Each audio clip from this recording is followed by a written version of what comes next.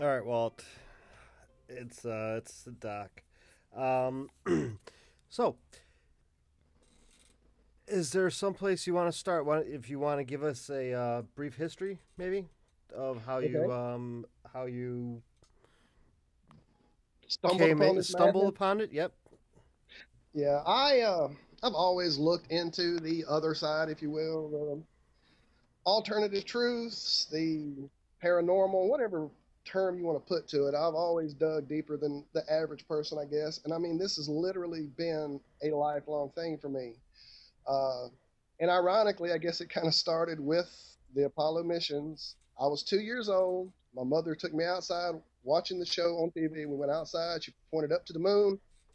That's where those guys on TV are. And from that point on, I was pretty much hooked.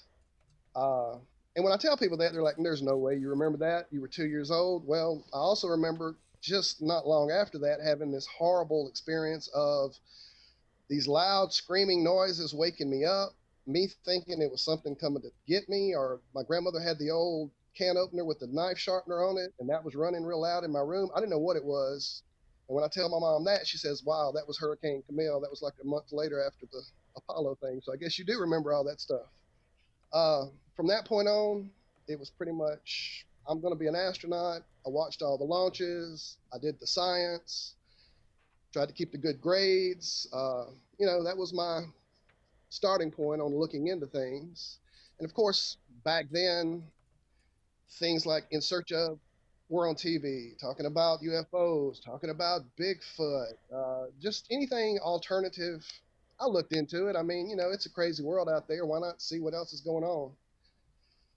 Uh, Long story it would take to get to the details, but through high school, through college, lots of unanswered questions just didn't make sense to me. I had done a lot of studying on planetary alignments and orbital geometry and just the whole everything that should work the way they say it works. One of the first ones that kind of was a head scratcher for me was Halley's Comet. I was lucky enough to see it when it came through back in the 80s, and it wouldn't be back again for 80 plus years. Well, I got to thinking about that. Something's traveling away from our sun so far that it takes that long to get back, then where's the gravitational attraction happening? Shouldn't it be pulling things from that far out all the way into our system? And shouldn't all the things that are that far out be attracted to our sun if it is and keeps that same pattern throughout history? That just didn't jibe. Uh, and then gravity itself was always a head scratcher. Okay, we're on a spinning ball that's doing 1,000 miles an hour. It doesn't fling all this water off like when I fling a rag around over my head. So what's keeping it there? Well, this thing called gravity, which holds all this tonnage of water in place, but lets it be free enough for fish to swim through it. Birds can dive into it and pull those fish out. Dolphins can jump in and out of it. And then there's the atmosphere that miraculously doesn't evaporate due to the effects of entropy off into this infinite vacuum we're supposed to be surrounded by. It's held in place by this same magical gravity, but I can walk through it. Birds can take off and fly in it. Insects can, fly through it. It just doesn't hold together. If it worked that way, there should be a dividing line at that line up there where the spinning stops and the entropy starts, and the rockets going through that should be split in half when they reach that, like sheared in half. Uh, it just doesn't all hold together when you do all the logicking through it. If you look at it with, don't look at it from their point of view, don't look at it from their teachings, just look at it with a logical sense. Now, when How you can it say hold me down? But I there, can still. is is there anybody specifically that you're referring to? Oh, just teaching, school, education. I mean, we all were taught that we're on a ball, that orbital mechanics work this way, that the sun's this far away. I mean, this is what you're taught. And I don't know about you guys, but even in first grade, I saw the globe. They told me there was water sticking to it on the bottom, and people were down there, and it just didn't make sense. And so throughout the years, they keep telling you that. And if you don't repeat that back, you don't get the A's, you don't get the good grades. If you start questioning those things too much, I mean, you literally don't pass. So you have to parrot back what they want to hear. and get the grades. Again, I wanted to be an astronaut. I wanted to pass all of these classes, all these astrophysics classes, all these physics classes, and get to that point of being able to go out there into this infinite void they tell me is there. You So guys didn't scratch your head when you were told there was magic gravity holding you to a ball upside down when you spun around? I mean, I scratch my head every day, so I can't like, attribute it to one thing or another. right. Well, Um, that was just questions throughout school that puzzled me, and no one could ever adequately explain. If you have, you can't have all these things work two ways. You know, one of the other questions that always intrigued me was if a plane takes off going east, shouldn't it get there quicker than one heading west? But they always generally have pretty much the same flight path. And this was all before I knew anything about flat Earth. This is all just questions in high school, 20 years ago, college. Uh, the flat Earth thing really has not come up in my life until about, I guess, March of this year, and I guess if you guys want to kind of skip ahead to that, I mean, that's yeah. So kind of what where did all it in this, March? right. What happened in March? Okay, I'm a sky watcher because, again, space. I've looked telescopes all my life, kept up with the eclipses, watched them when I could, and I saw some strange things one night myself with my own eyes. It looked to me like there were clouds behind the moon up there, and I'm like, no, that's not possible. Another question, sorry, that intrigued me throughout my life. You've looked up and seen that big ring of clouds around the moon at night, especially on a cold night. You know what Right. I'm talking Yep. about? Okay. That just never made sense. How could that have happened from 237,000 miles away? It would have to be half the Earth with a size ring that you couldn't see because of the distance away from you, and it just didn't make sense that it could be that localized right over your head. Well, I saw something even more bizarre. I saw clouds behind the moon, and that's just not possible. So I go to see if there's some kind of something going on, bending of light effect, refraction. What is this? And of course, I get directed to numerous videos showing exactly what I saw, clouds behind the moon. And actually, now, clouds behind the sun. And I've never seen that until recently. So, looking at the videos, trying to figure out why the moon is doing crazy stuff, as I'm looking at these things on my different YouTube channel, I get these recommended videos of flat Earth. And I'm like, okay, this is 2015. There are actually people who still believe that. I laughed, didn't look at a video, kept looking at the moon footage, found even more bizarre moon footage that just wasn't making any sense. And these flat Earth videos kept coming up. So I finally watched one and I laughed at how ridiculous this was. In the video, they were debunking it, so it worked out perfectly for me. I could go safely back to my moon videos and not worry about this flat Earth craziness. But it was like, okay, does the moon thing tie into the flat Earth? That didn't get addressed in the video. So I search it that way, flat Earth and the moon. And suddenly there were the questions I had. How does that ring form if the moon's that far away? How does gravity work? And it's like, wow, these questions are similar to mine. So let's look at this. And I watched a couple of videos. They were very well done. They had some craziness in them that I couldn't accept yet, but they definitely had the same questions I had asked my whole life. So let's see what their answers are. And 9 months later, here I am on your show trying to tell people, hey, wake up, the earth is flat. It took a lot of research, a lot of reading. I didn't just stay with the YouTube videos. I'm well known at my local library. I headed that way, checked out lots of books, looked at lots of old maps, lots of old cosmologies, and turned out for 500 years now, that's pretty much when the ball got set in place with Copernicus. Before that, the earth was flat, with every culture going back through history. I don't know how much research you guys have done since last we spoke about all this, but I mean, ancient texts, and I'm not talking of, religious texts, I'm just talking about in general history texts from ancient days. It's a general flat earth cosmology. Now, specific things that have come up with all of this that I've seen for myself, I definitely went and did my own videos. As you guys know, I have a YouTube channel under Flat Earth Head, and the sun and the moon is what got me here. So I started looking at that because I can see that myself. I don't have to rely on somebody else's videos. I don't have to rely on somebody else's research. So I'm out there and I'm doing videos. I'm doing close-ups. I'm doing filtration. I'm seeing that the sun is literally passing through clouds right over the ocean there, and that's right offshore where I live.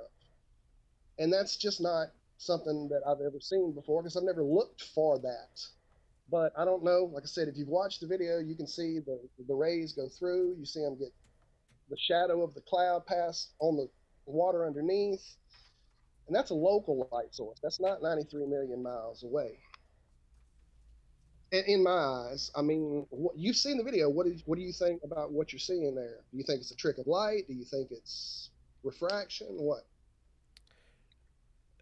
Are we referring to the unedited on Dark Filter 1 video? Well, that's the original video that I did, right? That's the one that I put out because people kept accusing me of doing CGI animation on the first video I put up that showed. It's the one with the probably little green circles on the screen. It's Flat Earth Sun with a surprise guest, I think is what the first one is.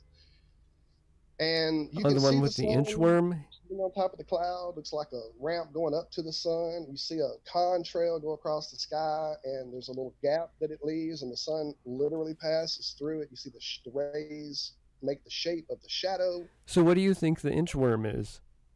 See, now you're cheating. I wasn't going to talk about that. Well, we've already watched the video, so we already know about all that. I really don't. As you see, I mean, from my commentary there, it blew me away because I was not out there trying to discover some weird thing in the sky. I just wanted to see what the sun was doing. And on reviewing the video, here goes this weird thing. I just watched a jet fly by, and this definitely doesn't fly by like a jet. I don't know. I really don't. I mean, I've seen all kind of propulsion systems. There's a plasma drive out there that does little bursts behind it. That could be something like that we don't know about. There's all kind of dark government projects that are technology we don't have access to. Perhaps being that it's offshore, they're doing tests out there over the ocean. I don't know. It could have been something like that. I don't want to start touting the whole UFO thing. It definitely is an unidentified object going across the sun, and it definitely doesn't travel like the jet that passes by minutes before that. I really don't know. I mean, what did it look like to you guys? Oh, I would say inchworm is a good description. Yeah, it's just a weird thing. I don't. It just looked like a weird little thing in the sky that happens sometimes. So I'm new to all this video processing. I have no clue. I found a program that let me do some close-ups of that video, which is probably the last one on my channel. Yeah, it was on your lens. Yeah, up close, it really looks crazy. It just does. It's insane. I don't know. I've never seen anything travel like that. But that kind of, So based on what you have learned and you have researched, excuse me, is there anything that would indicate what that could be? The inchworm? Correct. Okay. Well, in my history, I did look at the whole UFO phenomena. I really dug into it deeply, and to the point that in the early, I guess late 90s, I did a local access show with a friend, and that's what we did. We dug into anything unusual. It was called Reality Check, and we did alternative news. We did health. We did unusual phenomena. We did phone interviews with Stanton Friedman. We actually had Lloyd Pye on the show talking about his book, which kind of ties into some of the, I guess, ancient alien gods theories or some of the Zecharia Sitchin type theories that are out there. He was a very interesting guest. Got to know him pretty good on the show. And then I went to another lecture from another speaker, and he was a guest with his latest discovery, which was the Star Child skull. Now, I don't know if you've ever researched that, but he came back to our show, brought it. I actually got to look at it up close, hold it, feel it, compare it to the human skull he brought, and it definitely wasn't normal. Now, it's been, That's the one from El Paso, Texas. that's it, exactly. Okay. They've done Crystal skull? mitochondrial DNA. Not a crystal skull. I'm sorry? That's not a crystal skull. Oh, no, not the crystal one. No, this is Okay. Does it have Star. anything to do with the Oh, crystal skulls? no, I don't. The little research I did back in the 80s on the crystal skull thing, it looked like some of those had been recently manufactured after the, you know, tests were done, and then some of them looked really ancient. I mean, we use crystals in our technology to store memory and to store information and data, so it's very possible that they could be something along those lines. We don't know. I don't know for sure, but I really don't know enough about the crystal skull thing. I know that the Star Child skull, when they did the DNA test, the mother side came back normal, the fathers came back unknown. They've done other tests since then, and I really kind of haven't kept up with it because as I further studied the UFO phenomena and met, like I said, Lloyd Pye, Whitley Strieber, I got to know him, talked at length, and it just started seeming that kind of like what's happening with the flat Earth. There were a lot of gatekeepers who were trying to be, the number one authority on the information and don't listen to anybody else. And it just kind of it devolved into, name calling and finger pointing and kind of what's going on right now in the flat Earth movement. And it just was not genuine anymore. And I could see the research was just all over the place. And what I was uncovering just wasn't holding together. So I kind of backed away from that whole thing. That's why I really didn't want to go into the inchworm UFO, but I did capture it on film. I don't know. The Star Child skull is definitely still an enigma. Nobody's got an answer. And interestingly enough, Lloyd is no longer with us. It really saddened me when I found out he passed not too many months back. So I hope whoever is in possession of it continues to do the work, and maybe they can find out something we don't know about it. I don't have the answers for sure, but just trying to say I've looked at a lot of things, and this flat Earth thing kind of changes a lot of perspective. Now, what about? Do you think there's any correlation between Daniel Shelton and him starting or restarting the movement in 2013 and Lloyd Pye dying in 2013? Wow, see, I didn't realize my history, not history, my research as far back as I think it was, I believe Eric Dubay put a book out in 2014. And that was the earliest that I knew as far as its recent resurgence. I didn't know someone had actually started ringing that bell back in 2013, and I surely didn't realize it was that close to Lloyd's death. Yeah, Dan Shenton, he started probably about 2009, 2010. He started going out again and trying to, I guess in his words, again, were that he wanted to bring it back to what the original Flat Earth Society was based on the Zataic Society. Yeah, okay. If you don't mind, I'm going to go off on a bit of a tangent. That's fine. Go ahead. Okay. In my research, of course, early into this, I came across the Flat Earth Society, the classic, the Flat Earth Society that you've heard about since you were in high school and everybody joked about, kind of became the reference point for being an imbecile or an ignorant person. You're a flat earther, Flat Earth Society, etc. In my research, I've come to understand that was actually set up by a gentleman, and I'm so terrible with names, I could look it up, but he was an extravagant, very flamboyant figure. They did a lot of costuming, almost like the original cosplayers, I guess. And they basically turned it into a circus sideshow. They put forth a lot of crazy ideas, like that we're on this little thin plate that somehow still spins and is always accelerating upward at this exact rate. I believe you guys touched on that a bit on your last show on the Flat Earth. That it's a constant acceleration that makes gravity happen. And what's the other crazy? Oh, when satellites go across the top of the flat Earth and they get to the side of the plate, they miraculously go through this wormhole to the other side. And that's how stars do it too. And it's just craziness. I mean, it doesn't make sense. It doesn't logically hold together.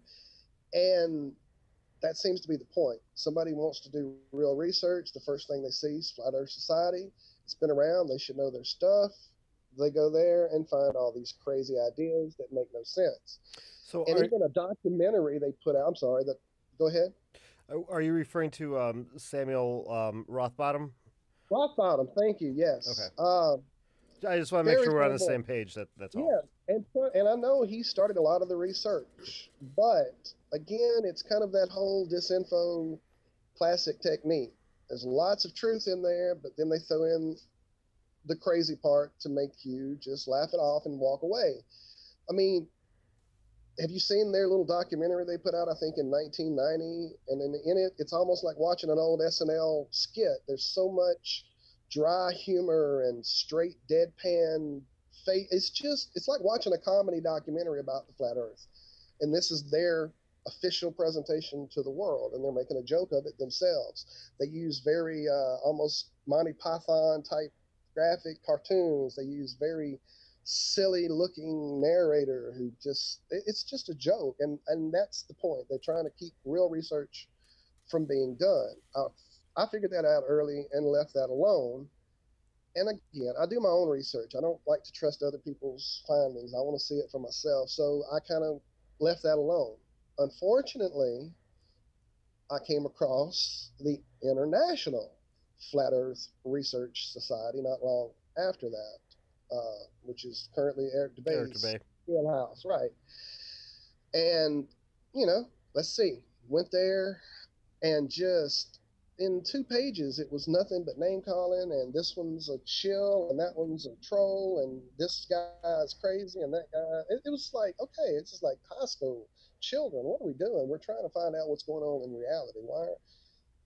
I knew people that I had found in the research, and they seemed honest, and they seemed like they were generally trying to help people out and finding out what's going on. And 10 minutes they were on the site, and they're banned. A lot of my people that I'm friends with on Twitter that we talk about all this flat earth, the same thing with them. They went on, tried to be, they asked 2-3 questions, they're banned. It's kind of like it's either Eric's way or the highway. And then as I do the research, I find that he has a lot of anti-Semitic, I guess, slant to his work. It seems like another way to bring people in and show crazy stuff so that they don't do the real research, and it just muddies the water. It makes it, well, you've Yeah, seen but then there's the people who say that, oh, well, they're just using him to say that, oh, they're saying nasty things like, oh, the Jews control the conspiracy, just to discredit the flat earth people who are actually believe it and actually want to do some earnest research into it. And then there's the other guy with the aliens. And what's your stance? Which guy? I have to know. It's just too funny. I don't know. I'm not good with names either, but I know because there's one that uses aliens the way that another one is being used with the Jews. And then there's somebody else that has something with a dome, and then that has something to do with something else. But I know that, aliens is what's your stance on aliens? Well, again, I did the research, and it seemed to be a lot of just too much. There's too many different ideas out there, and believe me, like the grays and the whites and the blues and the secty ones. There's Angel, the Orions. It's right. The what is it? The Ashtar people. Then they had the guy in Switzerland who had the Mayer had the beautiful photographs, and then he had the crazy cosmology that went along with it that he was being given. And all these. But then where do the Aryans fit in? I'm sorry? The Aryans, like they mentioned, the Aryans is the Aryan race, but then then there's also the more West Indian Aryan when they speak of their mythology. How can those be the same? But I'm having a hard time hearing your actual audio, man. I'm sorry. I'm sorry. I moved my microphone placement a bit. That might be what it happened. Is this a little better? How's this? Man, it's really a hard thing to say without it going off to a little kooky area. I mean, I definitely have seen all the things you're talking about. What is it? Uh, can't remember the place they're supposed to be from. I guess Orion or something, and they're the ones that are behind it. That might be the alien guys you're talking about. But again, I can't remember his name. I've looked at it, and it just seems like another crazy thing to keep people from doing the true research. Um, I try myself just to keep strictly to what I can see with my eyes, do the experiments myself, see the sun. I'm working on moon videos at this point. The whole who's behind it all thing, I mean, Yeah, who's behind it generally all?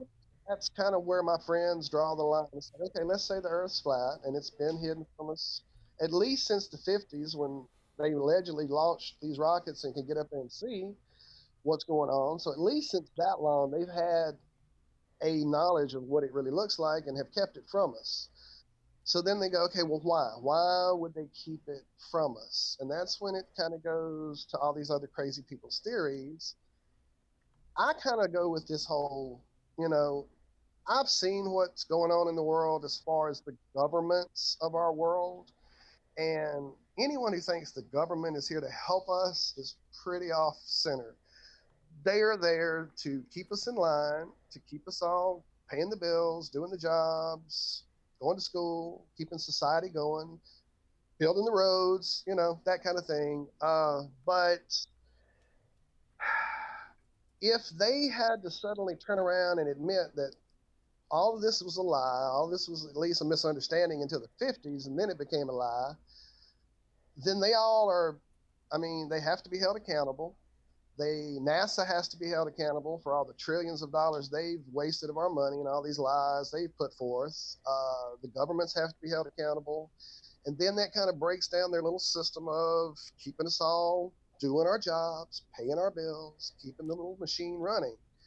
That's what I prefer to look at this as, why they would do this and keep it under wraps. Because if from birth to death you don't even know where you live, they can tell you anything on television, Oh, on they radio. do. They do. They Well, fucking tell exactly. us, pardon my language, but they're telling us stuff all the time. So That's where why did CompStat is such a huge scam. I'm sorry. Exactly. Exactly. The why picture is that's the hard one to get across, and I think that's where a lot of people's cognitive dissonance kicks in and kind of really frightens them away from looking any further. I've got two friends who've really gone far with this with me, and they get to a point and they can't go any further. In fact, one is almost like severed our friendship over this, and it's really sad because this is just information. I'm not, it's not. I don't feel it's inherently evil in any way to look at information. And why would you want to hide information from your own self? Why would you deny yourself the opportunity to look at something in a different way? I just don't understand that mindset because I've always wanted to look a little further. So, burying your head in the sand to not look at a truth, I don't get it. I just don't. And that's what they want. They don't want people to look. They don't want them to dig because then they see all the lies and all the media propaganda and, you see the news, you see every other day there's some crazy thing, and it's just ridiculous at this point. So in your flat Earth sun travel across sky video, Yeah. in that one, that actually brought a question to mind. So based on your own research, not looking at what anybody else says, so the sky would then be really the sky. It's not just a projection then. Do I understand that correctly? Right. I've also looked at those ideas, the whole holographic sky, moon, etc. And in some of the videos, I've seen some pretty interesting things. But then it goes back to that, okay, I'm trusting this person's video. I won't trust NASA's footage, but I'll say that this crazy video is real. I really can't do that either. That's kind of a double standard. it's interesting, the footage, and I've seen some, like, moon going on and off and melting and just crazy stuff. Atmospheric effects, camera problems, yeah, sure, could be any of that. But uh, like with my video, the sun is closer than anyone has any idea. I've seen it do those clouds. I mean, every day I'm out doing footage. It doesn't always turn out as nice as I want, but binoculars and my footage, the sun is in those clouds. I've seen it go through them. I've seen them go behind it. I've seen them be attracted to the sun in a way that's almost, I mean, the clouds are being blown away from the direction of the sun, but they're trailing like a vapor trail behind them where they're being attracted back towards the sun. And then that night, there's the huge ring around the moon where the clouds are being repelled away. And as they blow through that ring, they literally dissipate and become part of that ring, which kind of led me to this whole idea of the sun being a positively charged object or phenomenon and the moon being a negatively charged phenomenon.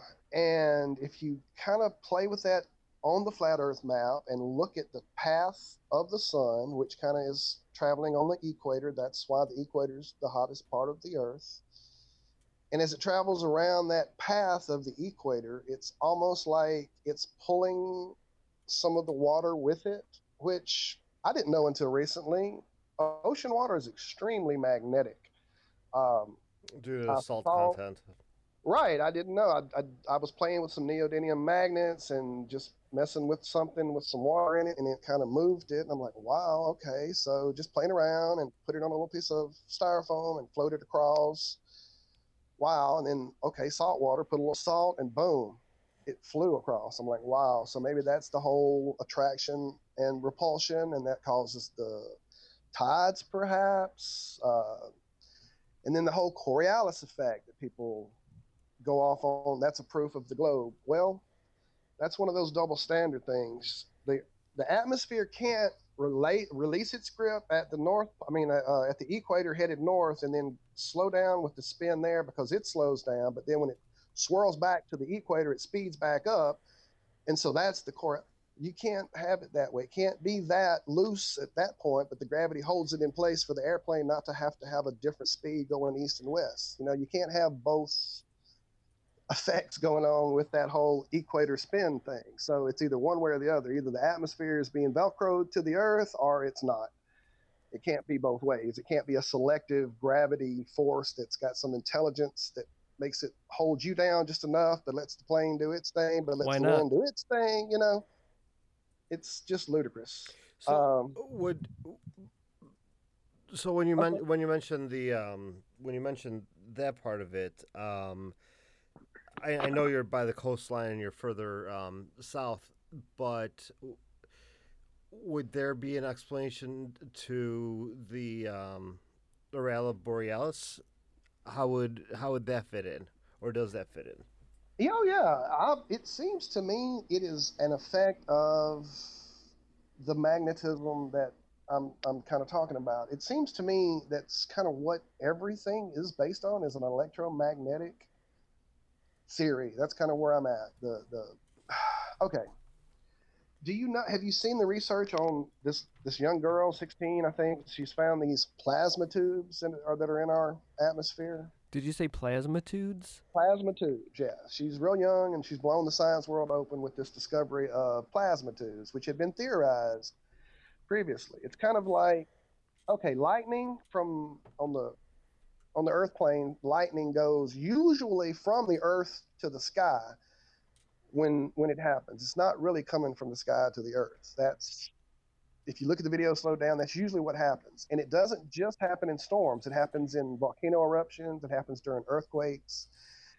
It has a lot to do with Earth-based tectonic plates rubbing together, creating this, and it discharges upward into the atmosphere. Then above the cloud level, they've got high altitude planes up there videoing these things they call sprites. which go above the clouds up, and they're like an electrical phenomena as well. And they really don't understand where they're going. Well, the theory was that there's these plasma cubes, not really visible, but they're always kind of there waiting to be filled with this energy pulse. That's kind of what the track of a lightning bolt is. Like the square kilometer array, then. I'm sorry? The square kilometer array. If we're talking about the Cleo Lowy from the University of Sydney. That's her. Okay. Yes. Again, I'm terrible with names. Right. No problem. So in my idea, it's kind of like these electrical charges are always just waiting to be happening. The sun, from my videos and from the viewings I've done with binoculars shaded up and safely, it doesn't seem to be an object. It seems to be an electrical occurrence that's happening above our heads with some type of. Have you guys ever looked into a phenomenon called sonoluminescence? It's where they've taken this little bubble inside of a media, water or atmosphere, and the bubble's created, and then they hit it with vibration. And when they hit it with these frequencies, it lights up just like a star. Right. It's the passage of sound waves. Cymatics, exactly. Right. And that's kind of what, when I saw that video and that little thing popped into existence out of nothing and it was a star in that little bottle, it was like, wow, that's interesting. And so I went back looking at the sun with that in mind and thinking about, okay, if all of these plasma tubes are there and all this electrical stuff is always waiting to happen between the Earth and the atmosphere, possibly that's where the sun's occurring. It's up there. It's electromagnetic in nature. It's the positive charge. The moon comes behind it. It's the negative charge. Historically, there's ancient beliefs that's where the whole yin-yang symbology comes from, is the path of the sun and the moon over the flat earth. Is kind of, that theory, the positivity and the negativity. Our bodies are filled with an electromagnetic charge. We actually have a torus field that goes out of our head, around our body, and back up through our feet. And that's what they say is around our Earth, the magnetosphere. That can still happen on a flat plane. Also, incidentally, it doesn't just have to be a big ball floating in space for it to have that torus field around it. Everything seems to be tied in with electromagnetic power, energy, frequency, sound, all of that. I don't have enough information on it myself that I've accumulated. I'm doing the research. I'm making the videos. I'm seeing the effects with the sun pulling the clouds to it and the moon repelling them away from it. Still trying to get that nighttime footage better. It's really horrible right now, but that's where I'm at with this. It's some type of electromagnetic phenomena. It's also a variable height thing. That's a lot of problems people have with the whole flat Earth model. Some people have the sun at 4,000 miles away. Some have it at 6,000 miles away. Some have done the math and it was like 50 miles away. I've actually got video that it changes. Who said that the Earth would it changes 50 miles away from the sun? I'm sorry? Who said that the Earth was 50 miles away from the sun? This was somebody else's math. I've not done that math myself, but they pulled out their protractor and they looked at some crepuscular rays through some clouds, and they did the math, and that's what they came up with.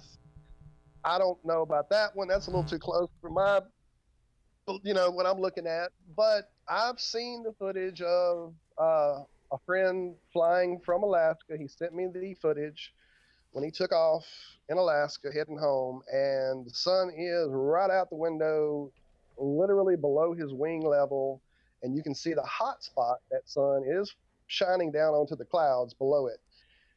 And I'm a slight artist, and I know from doing art that a hot spot is caused by a localized light source. It doesn't happen from 93 million miles away. Just like, you're shading a ball or a sphere when you're drawing it and you make a shiny spot to show the roundness of it. Well, that's the hot spot. of the light source, and it's usually going to be directed exactly where that light source is, and it is right there above the clouds. There's a big, huge sunspot below it. It's pretty obvious the sun is at least as high as he is that day, or I guess as low as he is that day. I do believe it changes in its heights. I don't know how much that height varies. Like I said, in some of my footage, I can see the difference in height just from the path one day and the path the next day, uh, and the landmarks. So it definitely has variable heights. Would you then say that, just to clarify, I guess more of a personal question for myself, Huh. would you then say that the Earth itself goes around the sun, or that the sun goes around the Earth? No, the sun is definitely above us we're a flat plane. This is where I'm at. Okay. We're on a flat plane. Now the lengths, breadths, how far it goes, I have no idea. I've never been to those edges. I've never been to the Antarctic walls or whatever they say is there. I can't verify that. I can say that with my personal observations I've gone country, across the country. I've been on mountaintops. I've been in airplanes. I've seen the lack of curve. I've looked for it. I was disappointed the first time I flew that I couldn't see. All I could justify in my mind was maybe I wasn't high enough to see it. But then you see the fake footage of NASA from the same height, and it's like an orange below us. So, sorry, I got a little off topic there. No, it's okay. Definitely, the Earth is a flat plane. That is my experience. It is motionless. It doesn't spin. We're not hurtling through an infinite void. We are stationary. And from the star trail footage that I've seen, granted, other people have done it, but from the actual Polaris point in my sky, I can go out every 25 minutes and see that Orion has done a headstand at one point, and a few hours later, now he's below Polaris, the Orion constellation, and it's completely upside down to where it was a few hours ago. So in my own experience, I can see that the constellations are revolving around Polaris.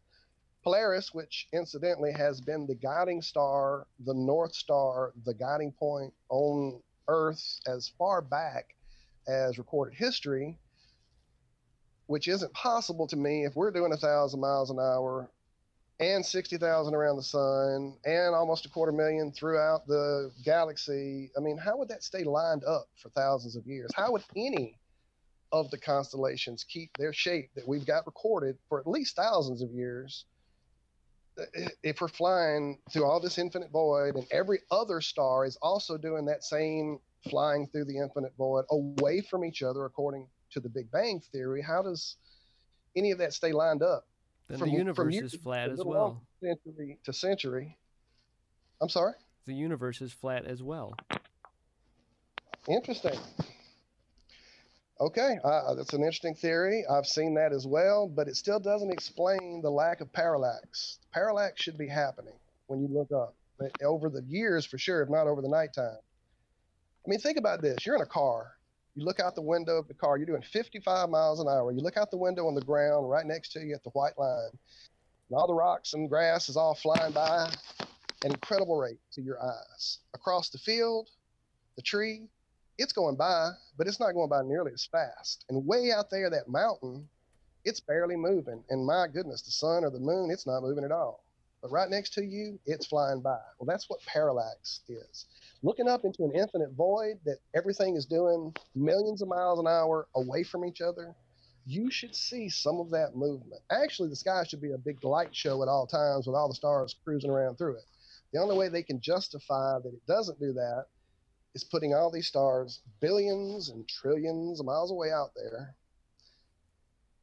and making them, work out with their calculations, which have also changed throughout all the centuries to fit their newer models. I mean, at one point, the sun was 3 million miles away, then it was 31 million miles away, and then we finally got to this current 93 million miles away because it finally made everything fit. Like I said, parallax. I'm sorry. Go ahead. So, just going back to the sun for a second, since that came back up, do Do you have any research, or have you done any research, or do you have any reason to not believe that it's mostly made up of hydrogen? Um, I've I've seen some research done. My goodness, David. Mm, I have a big folder of junk. It would take me 5 minutes to dig through it. That's fine. But he's a physicist. And it's a video clip. I could send it to you guys. It's great. He's Please, talking about the please. sun. He's talking about the sun and the fact that we don't have a clue. The sun, from what he's determined, it could be a hollow thing. It doesn't seem to be producing all these reactions that people. He's completely going against everything that standard science says the sun is doing. Um, yes, I've seen the footage from the SOHO and the SETI and all those satellites that are constantly showing us sun footage. I've watched those for some number of hours. Because the reason I'm sorry, go. the reason that Go I that I ask is I'm not sure if you're familiar of a physicist named Peter Zeeman. Nope. Okay, he was a Dutch physicist. He won a Nobel Prize in 1900 or 1902, something like that. So there's this in the engineering field, there's this thing called the Zeeman effect of hydrogen. And what it says is that when an external magnetic field is applied, then the transition of hydrogen is split into closely spaced lines. And the reason why I bring that up is because of what you had stated earlier with the sun traveling along the equator, and it looks as if the waves are getting pulled towards it. So hydrogen can be magnetic. Wow, that's interesting. Now you got me. I'm going straight after this to go look this guy up. That's great. That definitely could play into this. And I mean, the magnetic model I'm trying to come up with, that definitely would fit into it. Have you ever seen? There's a site. It's called I think it's null.earthschool.org perhaps, and it's a model of the Earth, and you can play with like wind currents, ocean currents, particulates through the atmosphere. You can actually watch the BP Gulf spill happen in real time on this thing if you go back and look at that. I mean, it's pretty crazy what they have with all the buoys and all the different measuring devices out there. But if you go to this site and you look at the globe and you put all the animations on it with the wind currents and everything and the temperatures, and it looks interesting. And then you put it on the azimuthal equidistant map, which is what we consider the flat Earth map. Okay. It works. It looks, the red ring of the temperature goes right along the path of the sun, which also changes from the Tropic of Capricorn down to the Tropic of Cancer, which is what creates seasons, not some crazy 23-degree tilt that wouldn't work mathematically. Anyway, sorry, get off on that. So no. Actually, wait a minute. Go back to that. So then, Yeah. the seasons and the day-night science, Yeah. that we were taught, Right. would those then stay the same? No, think about this. In 6 months, if their model works, in 6 months, we should be completely on the other side of our orbit, right? It's a 12-month cycle of the year. So 6 months, we should be on the other side of our cycle around the sun, which means at that point, our daytime and nighttime reference should be completely different. We should see a completely different set of stars at night than we do it in the daytime. And I know it's hard to say this and make it work in your head. You really need to see the model I'm talking about. But again, I'll send you the little model of what this is from, NASA and science and their little model of how this works. But if you actually look, it's pointing that these would actually be a whole different set of constellations we would be seeing at night. We would be completely the opposite direction every 6 months. And that's not what we see. We see the same stars surrounding Polaris every night of the year. As far as, I believe, Bolivia, somewhere below the equator for sure. And you shouldn't even be able to see Polaris past the equator if the ball is what they say it is. So what if it is what your research suggests that we are flat? What would be? Is there anything below us? The Earth that we've explored is at least 8 miles, and at last point, I think with some of the sonographic technology, they can see that there's another 10 miles beneath that. And that's it. That's as far as we've dug or sound waved or sonogrammed or whatever. 10 miles. That's our knowledge of how deep this thing goes. And that's really all I can tell you for sure. I've never had the ability to go out there in what they call space to look back on it. I can't say if it's a plate. I can't say if it's an infinite field. And as far as the whole dome idea, I have some problems with that as well. If I had the answers, man, I would love to give them to you. That's what we're all looking for. And that's why I hate to see, people get dissuaded from this research by some of the crazy things that are going on in the field right now. And I'm glad you guys are willing to, look at some of the good evidence and some of the good research and kind of do away with some of the crazy stuff like the flying up at a constant rate constantly. We appreciate you coming on the show. So I want to thank you for that. Is there any parting words or statements or anything that you would like to add? Surely. Generally, and this is for everybody who's listening, you don't have to believe everything that you see on your television, certainly. In fact, I would say turn that off and think for yourself. You don't have to believe everything you read in a textbook or that you learned in college. You have a brain. Use it yourself. Go out and do your own experiments. Go out and do your own research. Read. Stay away from the YouTube videos. Do your own reading. Now, you can go watch my YouTube videos. No, I'm just kidding. And but ours. Do your own research. And you guys, of course. Check out these guys. Definitely do your own research. Don't even believe what I'm telling you tonight, but I hope it sparked enough questions in somebody out there that they will go out and do their own research. I mean, that's what happened to me. I started this whole thing trying to prove that this was crazy. There's no way the Earth is flat. We're on a ball. I know this. And it took me 2 months before I would even bring this up to my fiance, the person I trust my life with. And I wouldn't even talk to my own soulmate about this for 2 months because I felt like a lunatic.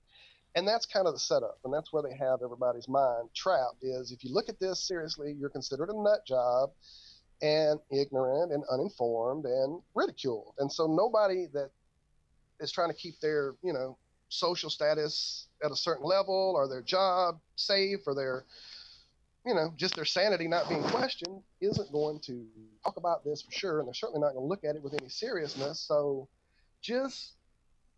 it's crazy. I thought it was crazy. But go do the research. Go do your own videos. Look at the sun. Look at the moon. Look at the stars. The sky will show you a lot.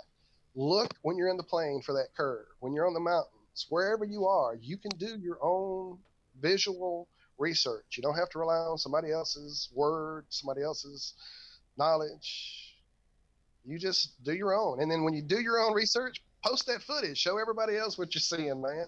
Don't be scared to talk about it, because it definitely is something that people will look at you kind of askance.